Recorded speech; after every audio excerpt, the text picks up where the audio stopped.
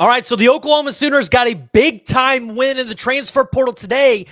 You can say it's a huge win because this is going to be their second tallest wide receiver in this room. So Emmett Jones not only going out there and stacking up guys that are speedy dudes, but he's also trying to go out there and stack up dudes that got size. And you got Jaden Gibson returning. So you got like a 6'4", 6'5" wide receiver that, you can throw jump balls to. But Javonnie Gibson coming in at 6'3", 205 pounds, originally hailing from the state of Louisiana. This is a big-time get for Oklahoma. So we're going to talk about it. We're going to dive into it a little bit today. We're going to talk about the other wide receiver targets that Oklahoma could go after, and we're going to dive into it. So jump in the comments below. Join the discussion if you're new to the channel. As always, wipe your feet.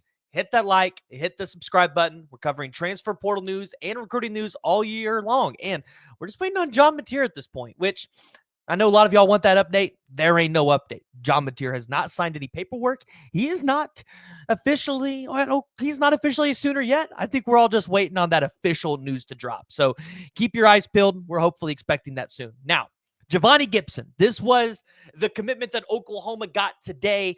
Coming in at 6'3", 205 pounds. He's a sophomore this year, so he will have 2 more years of eligibility coming into Oklahoma. And this is big time, right? This is big time. Understanding who Javonnie Gibson is, not just looking at where he's coming from, which is Arkansas Pine Bluff, and saying, well, it's another G5 or lower take for Oklahoma. This kid might not even see the field, or this is all Oklahoma can go out there and get. What are we doing? No, he comes into Oklahoma with 2 more years of eligibility, with a breakout season at an FBS program, 70 receptions, 1,215 yards, 9 touchdowns at the FCS level, 17.4 yards a catch.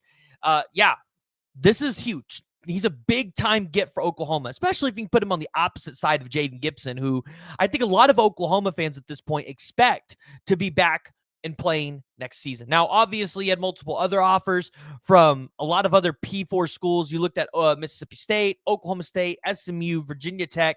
These were all programs that wanted him. He was the number 35 ranked wide receiver in the portal, but I think he's probably going to end up being a little better than that. So he originally signed with Arkansas at Monticello, and then he transferred to the University of Arkansas Pine Bluff here this past season, where he broke the field and obviously had the breakout season. So what do you get, right? Well, obviously you get the size. 6'3", this sizable dude.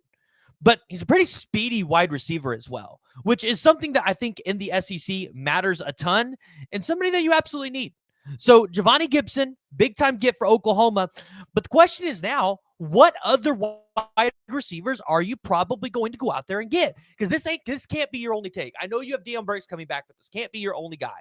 And a name that we've talked about quite a bit is Isaiah Satanga from Arkansas, 5'11", 185 pounds this past season, 37 receptions, 491 yards, 1 touchdown, average of 13.3 yards reception. Satanga would be a great slot, like an additional slot wide receiver, or just a guy that can replace Brennan Thompson, right? Losing Brennan Thompson, you need to be able to go out there and replace that kind of production. Another guy that we can look at that we really haven't talked about a ton is Devonte Ross. He just entered the portal the other day from Troy, but a big-time wide receiver in the portal. 76 receptions, over 1,000 yards this past season, 11 total touchdowns. Again, you're looking for guys that can consistently stay healthy and play for you this year at Oklahoma. That's what this staff wants to do. So Devonte Ross, definitely an option Oklahoma could potentially look at. The other guy that you look at is Cam Vaughn, a 6'2", 190-pound freshman from Jacksonville State. And I get it. I know a lot of people are not in favor of these G5 or non-P4 guys that are coming to Oklahoma, but Cam Vaughn is 6'2". He's got the size, he's got the speed, and he's got production over the past year. 39 receptions, 629 yards, 4 touchdowns. This is a guy that can come in and make an impact for you, and not just in 1 year. He can make an impact for Oklahoma for multiple years. Obviously, he'll be coming in as a sophomore, so he'll have 3 years of eligibility there. And then lastly, another name that's been thrown around a lot is Jiren Bradley. And a lot of people kind of link him to Oklahoma based off his history that he has had with Emmett Jones at Texas Tech. And this year didn't have the best year at Boston College, only 6 receptions for 94 yards and 2 touchdowns.